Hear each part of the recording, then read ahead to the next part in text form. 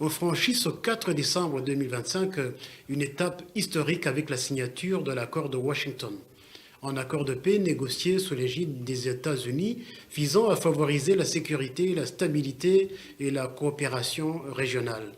La session officielle s'est tenue au tout nouvel Institut des États-Unis pour la paix et renommé Donald Trump Institute for Peace en reconnaissance de l'implication du président américain Donald Trump dans différents processus de médiation.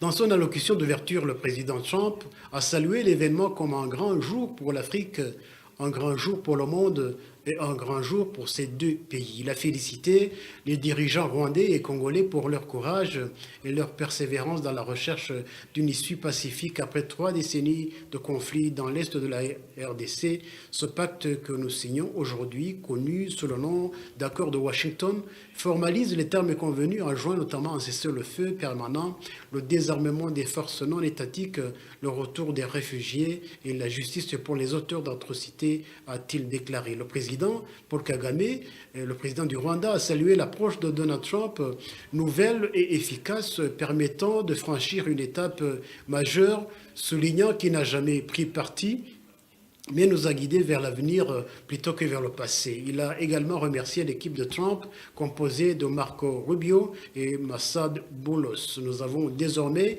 une voix beaucoup plus claire que toutes celles que nous avons connues. Cet accord contient tout ce qu'il faut pour résoudre ces conflits, a-t-il ajouté. Le président Kagame a rappelé que la réussite de l'accord repose avant tout sur les nations africaines. Si cela n'aboutit pas, la responsabilité ne reviendra pas au président Trump, mais à nous-mêmes.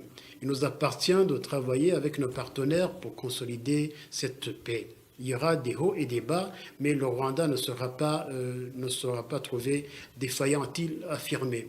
Il a présenté l'accord comme une voie vers l'avenir, un avenir stable et prospère pour le Rwanda, réaffirmant son engagement vers la sécurité et le développement après des années de tragédie. Le président Félix Tshisekedi de la RDC a également salué l'accord comme un tournant. Selon lui, il constitue un cadre pour l'intégration économique et la coopération régionale qui met fin au cycle de la violence, de méfiance et de déplacement forcés.